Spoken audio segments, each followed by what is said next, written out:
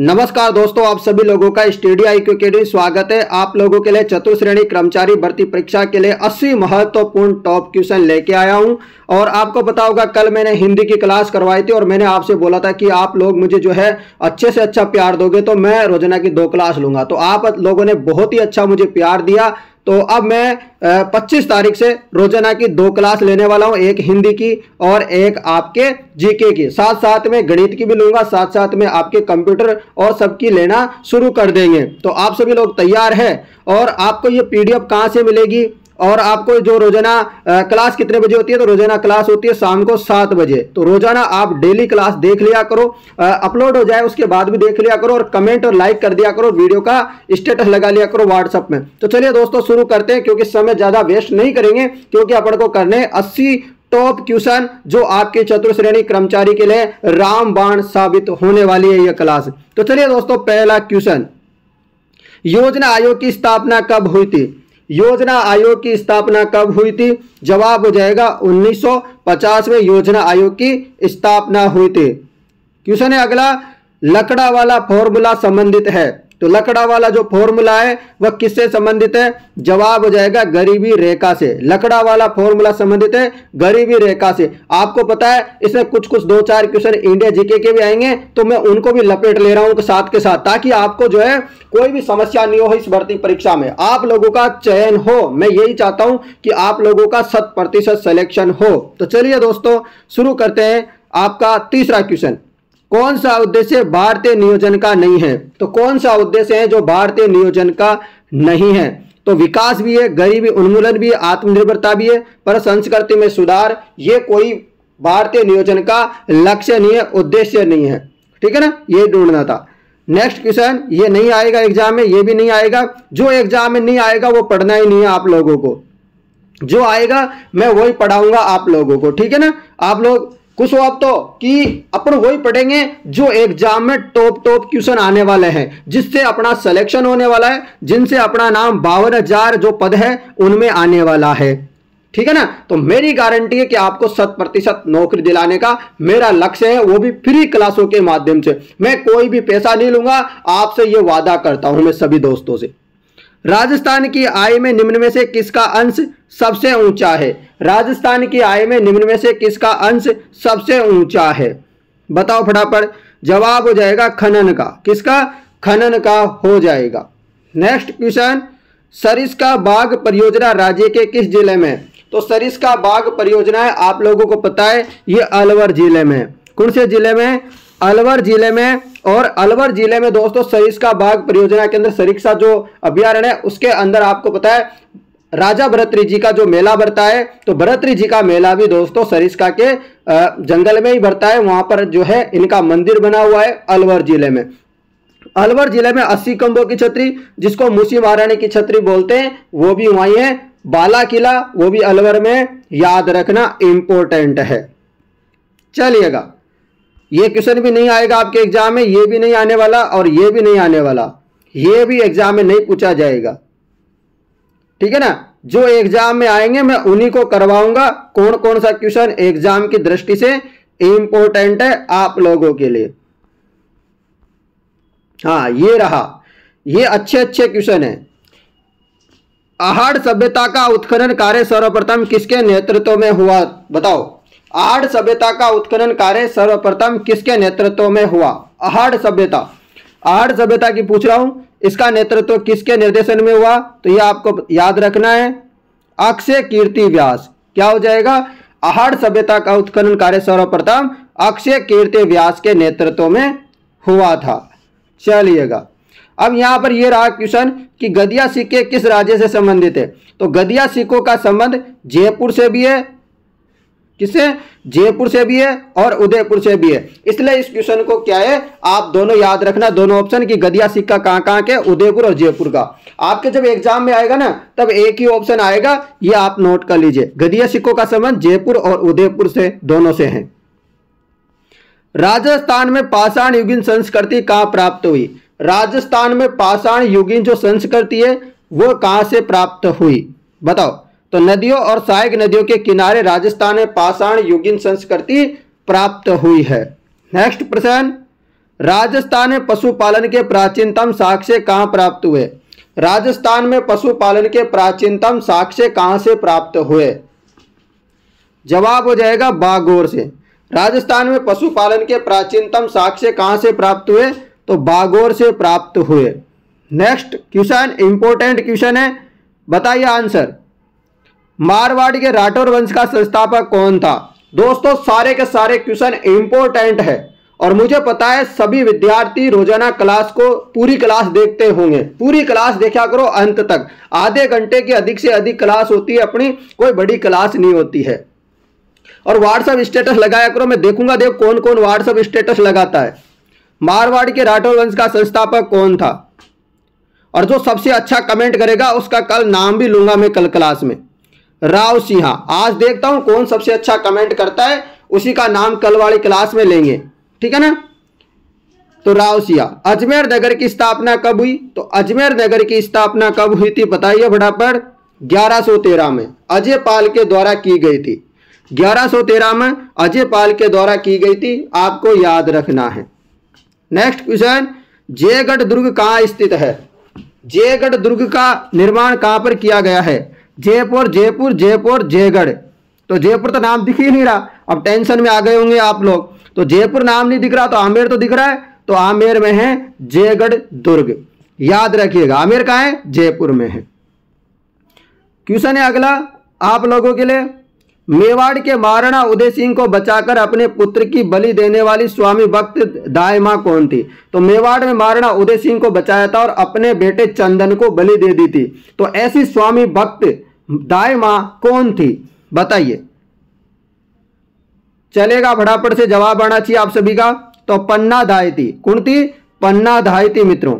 Next question, Hunza नामक घोड़ा किसका था? हुंजा नामक घोड़ा किसका था? तो हुंजा नामक घोड़ा दोस्तों किसका था? बूंदी के उम्मेद सिंह का। हुंजा नामक घोड़ा जो था बूंदी के उम्मेद सिंह का घोड़ा था हुंजा नामक। नेक्स्ट क्वेश्चन, हुरडा सम्मेलन की अध्यक्षता किसने की थी? और हुरडा सम्मेलन कब होता पूछा जा सकता है। तो 17 जुलाई 1734 इंपॉर्टेंट है। 17 जुलाई 1734 को हुरडा सम्मेलन होता है। हुरडा सम्मेलन की अध्यक्षता किसके निर्देशन में होती है? यह भी याद रखना है आपको, जगत सिंह। क्या हो जाएंगे? अध्यक्षता की थी जगत सिंह सेकंड ने। चलिएगा, दादू पंथ की कितनी शाखा है? दादू पंथ का जो पीठ है वो जयपुर में है, नारायणा में, आपको ये भी याद रखनी है। और इनकी 5 शाखा है। कितनी शाखा है? 5 शाखा है। कौन कौन सी है? एक तो खालसा है जिसके प्रवर्तक है गरीबदास जी, एक नागा शाखा है इनकी, उसके प्रवर्तक है सुंदरदास जी, एक है विरक्त खाकी, और उत्तरादि के जो प्रवर्तक कौन है? बनवारी दास जी। इंपॉर्टेंट है, बार बार में क्वेश्चन आता है इनमें से कौन सी शाखा दादू पंथ की नहीं है। तो याद रखो कौन कौन सी है। खालसा है, नागा है, विरक्त है, खाकी है, उत्तरादि है। ठीक है ना मित्रों। चलो अगला क्वेश्चन है, 1857 की क्रांति के समय राजस्थान में एजेंट टू गवर्नर जनरल कौन था? एजीजी कौन था? 1857 की क्रांति के समय AGG agent to governor general कौन था? जवाब हो जाएगा पैट्रिक लॉरेंस। कौन था? Patrick Lawrence. और राजस्थान में जो 1857 की क्रांति का जो शुभारंभ है विगुल बजता है वो नसीराबाद से बजता है, जो आज वर्तमान में कहां पड़ता है? नसीराबाद, अजमेर में। यहां से दोस्तों शुरुआत होती है 28 मई 1857 को। तो ये आपको डेट भी याद रखनी है। 15वीं नेटिव इन्फेंट्री ने यहां हमला बोल दिया था। लोक देवता जाम्बोजी का जन्म कब हुआ था? लोक देवता जाम्बोजी का जन्म होता है 1451 में। 1451 में लोक देवता जाम्बोजी का जन्म होता है नागौर ठिकाने में। कहां पर? नागौर में होता है। दोस्तों क्वेश्चन कैसे लग रहे हैं कमेंट कर दो फटाफट। तुंगा का युद्ध कब लड़ा गया? तुंगा वाला युद्ध कब लड़ा गया? तो तुंगा का युद्ध जुलाई 1787 को तुंगा का युद्ध लड़ा गया। जुलाई 1787 में तुंगा का युद्ध लड़ा। मारवाड़ प्रजामंडल का गठन कब हुआ? मारवाड़ प्रजामंडल यानी कि जो जोधपुर वाले हिस्से की बात करता हूं, तो मारवाड़ प्रजामंडल का गठन कब होता है? तो मारवाड़ प्रजामंडल का स्थापना होती है 1934 में। कब? 1934 में मारवाड़ प्रजामंडल की स्थापना होती है।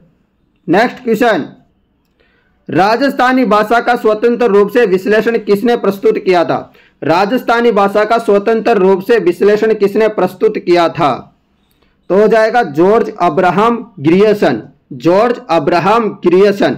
आज की क्लास में मैं बता देता हूं आप सभी को, कुल मिलाकर के 80 टॉप क्वेश्चन होने वाले हैं, क्योंकि संडे स्पेशल क्लास है आज।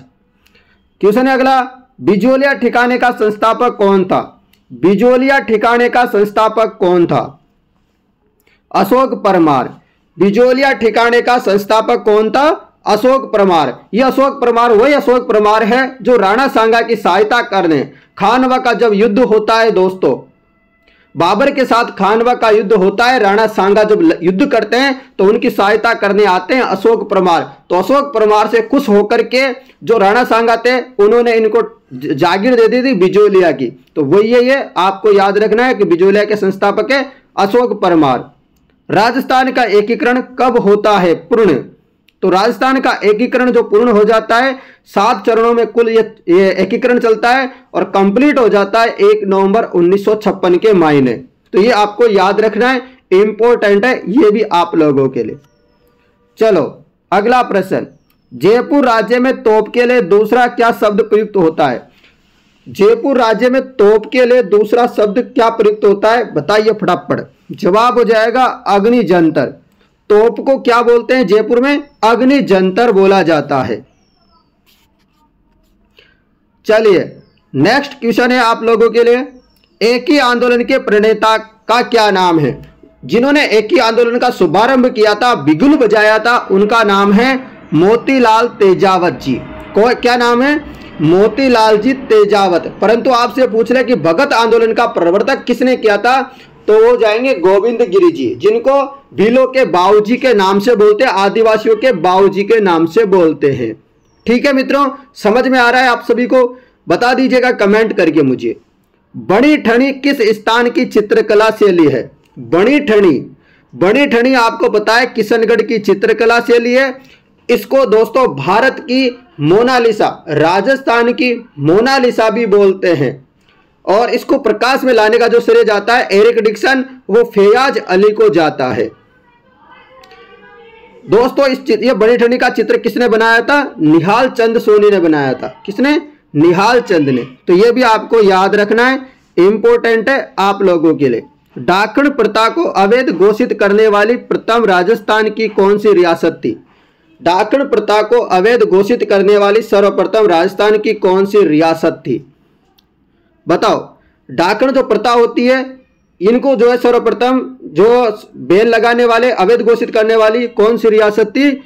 ये आपको याद रखना है, उदयपुर। और आपको पता है डाकण प्रथा सबसे ज्यादा चलती है मीणाओं में और आदिवासी वगैरह जो बील वगैरह है उनमें, इनमें ज्यादा मानते हैं। पर अब जो है धीरे धीरे कम होता जा रहा है। तो डाकण प्रथा को अवैध घोषित करने वाली प्रथम रियासत थी उदयपुर, यानी कि बोलते हैं मेवाड़। नेक्स्ट क्वेश्चन, सवाई बोझ का मेला भीलवाड़ा यानी कि आसिंद में प्रतिवर्ष किस समय लगता है?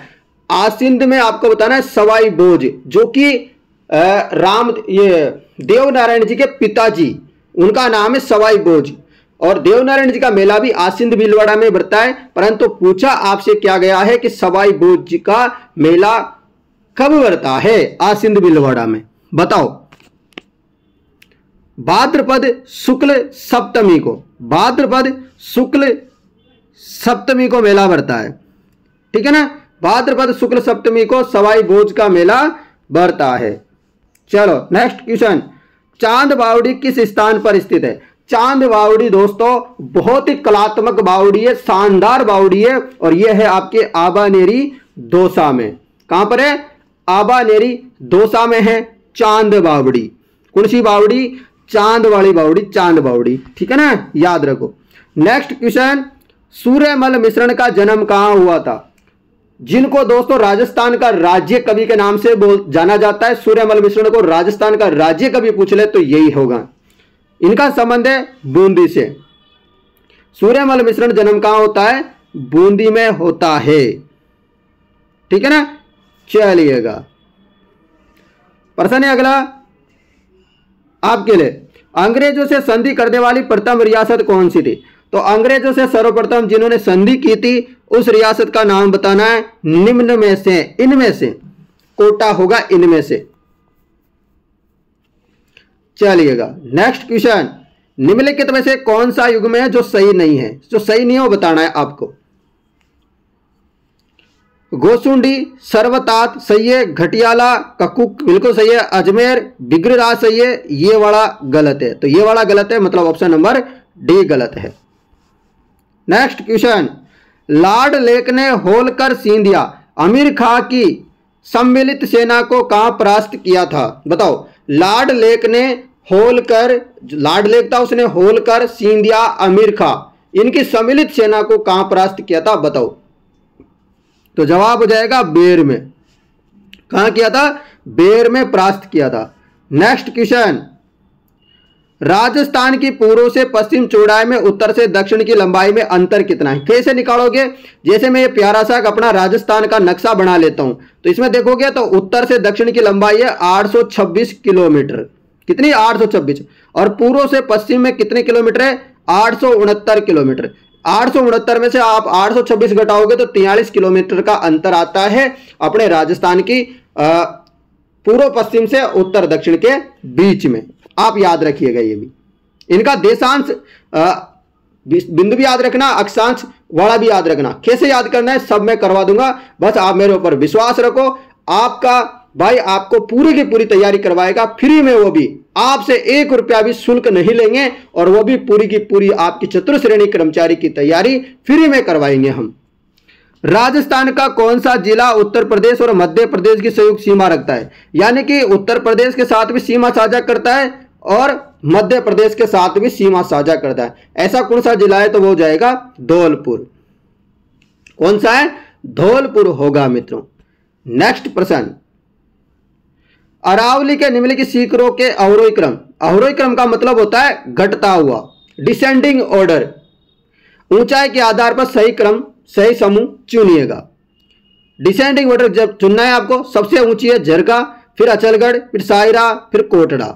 ठीक है, चलिएगा नेक्स्ट क्वेश्चन, राजस्थान में निम्नलिखित में से कौन सा प्रदेश उत्खात स्थलाकृति वाला है? क्या आप लोग चाहते हो कि मैं जितनी भी चोटियां हैं राजस्थान में उनको सारी की लंबाई कि प्रथम कौन सी है, अंतिम कौन सी है, और किसकी कितनी ऊंचाई और कौन से जिले में, ये सब कुछ बता दूं? आप बोलो तो मुझे कमेंट करना, देखता हूं कितने लोग कमेंट करते हैं, फिर मैं वो एक टॉपिक पूरा वो ले लेंगे। ठीक है मित्रों, बताओ। उत्खात स्थलाकृति वाला जो चंबल बेसिन है उसी को बोलते हैं उत्खलात स्कृति, बेडलेट भूमि, ये इसी को बोला जाता है चंबल बेसिन को। जिनमें से आपको पता है करौली जिले को तो बिहेड़ों की रानी भी बोलते हैं। ठीक है ना। चलो प्रश्न है अगला, निम्नलिखित में से उत्तरी अरावली का सर्वोच्च शिखर कौन सा है? उत्तरी अरावली का सर्वोच्च शिखर, मैं उत्तरी अरावली की बात कर रहा हूं, दक्षिण का मत बता देना कोई। हाँ, तो उत्तरी अरावली जयपुर में आपका एक पार्ट पड़ता है बेराट, तो इसकी ऊंचाई सर्वोच्च है। ठीक है ना। कितनी ऊंचाई है इसकी? 649 मीटर है। बेराट पहाड़ी है जयपुर में, उसकी ऊंचाई है 649 मीटर। नेक्स्ट क्वेश्चन, निम्नलिखित में से कौन सा अंत प्रवाही नदी क्या नहीं है? नहीं है। बताओ। अंत प्रवाही नदी नहीं है, साबी भी है, कांतली भी है, काकनी भी है, वापनी नहीं है। वापनी अंत प्रवाही नहीं है, जबकि साबी है, कांतली है, काकनी है। ठीक है। चलो प्रश्न आपका अगला ये रहा प्यारा सा, सुमेलित नहीं आपको बताना, नदी दे रखी है और सहायक नदी दे रखी है। बताओ। बनास की सहायक नदी है मोरेल, चंबल की सहायक नदी है मेज, और मेज और चंबल का जो संगम होता है मेरे गांव में होता है। ये मेरे गांव में जस्ट मेरे घर से आप पत्थर भी फेंकोगे तो नदी में दोनों में पहुंच जाएगा भाई साहब, इतना पास में होता है। और ये पड़ता है, वैसे आपसे पूछ रहे, लाखेरी बूंदी जिले में इसका संगम होता है। माई नदी की सहायक नदी है आपकी चाप, पर लूनी की सहायक नदी नहीं है, खारी। ठीक है ना। खारी किसकी सहायक नदी है? बनास की सहायक नदी है। ठीक है मित्रों, याद रखना। तो लूनी की सहायक नदी नहीं है, खारी। नेक्स्ट क्वेश्चन आप लोगों के लिए, राजस्थान में 50% से अधिक वन किस श्रेणी के अंतर्गत आते हैं? लगभग 55-56%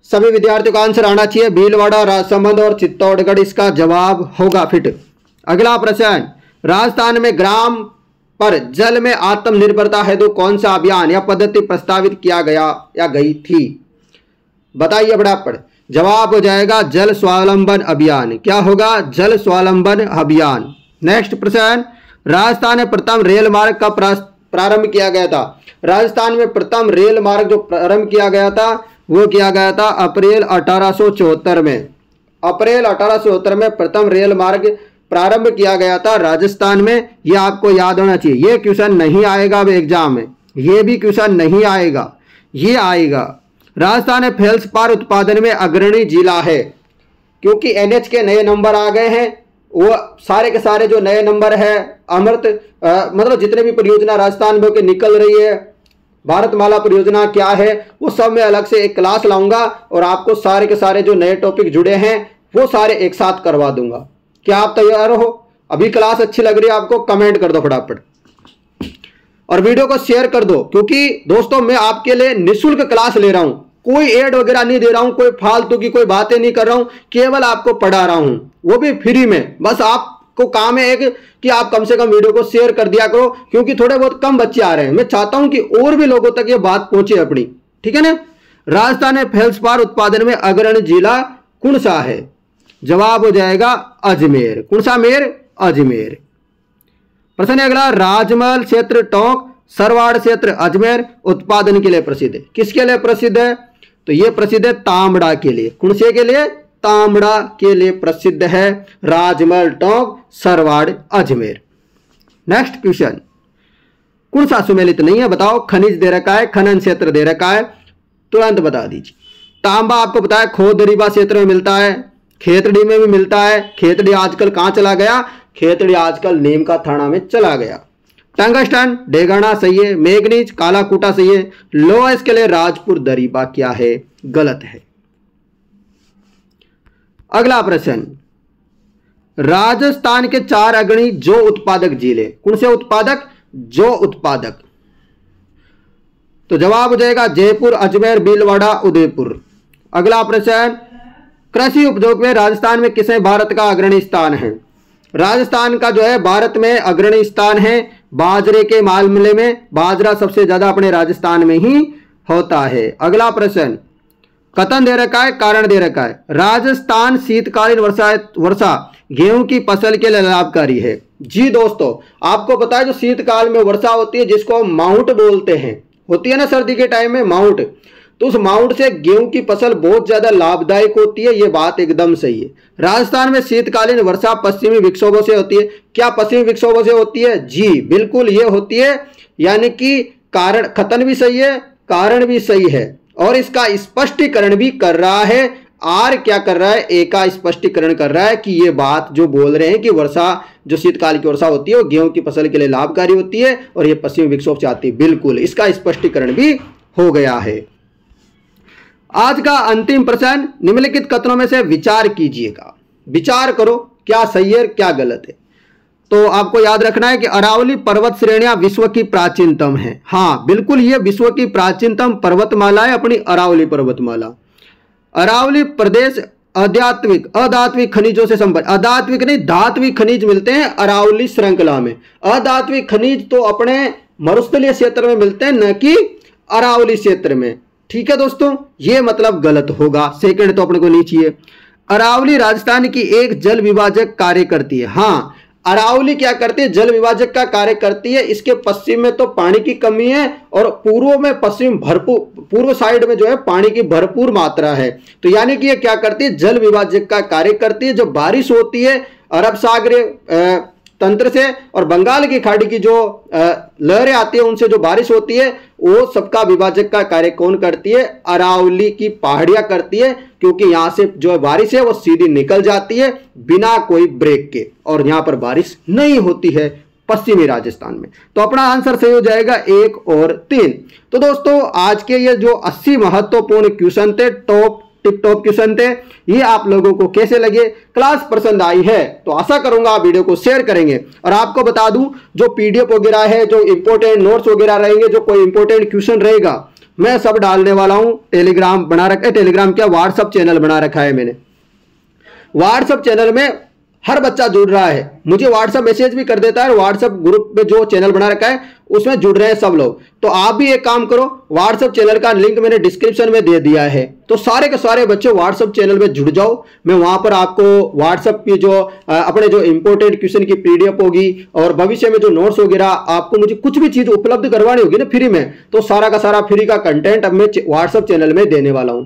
वहां पर जुड़ने के कोई पैसे वैसे नहीं लगते, आप सीधा जो लिंक नीचे है उसमें क्लिक करना, क्लिक करते आप व्हाट्सएप वैसे भी चलाते होंगे, सब चलाते होंगे, आप नहीं चलाते होंगे, आप मम्मी पापा चलाते होंगे, आपके छोटे बड़े भाई बहन चलाते होंगे, तो सब उसमें जुड़ जाओ। उसमें फ्री में कंटेंट मिलेगा और वो कभी भी डिलीट नहीं होगा, अब वो आपको वहां हमेशा मिल जाएगा।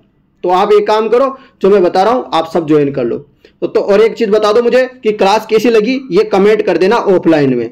और वीडियो को लाइक करने में कंजूसी नहीं करनी, कोई पैसा नहीं लगता, अंगूठा दर्द नहीं होता आपका कि आप लाइक करने में भी कंजूसी करते हो। ठीक है दोस्तों, तो मैं मिलता हूं आपसे कल 7 बजे फिर से एक और नई क्लास में। तब तक आपको बहुत बहुत धन्यवाद।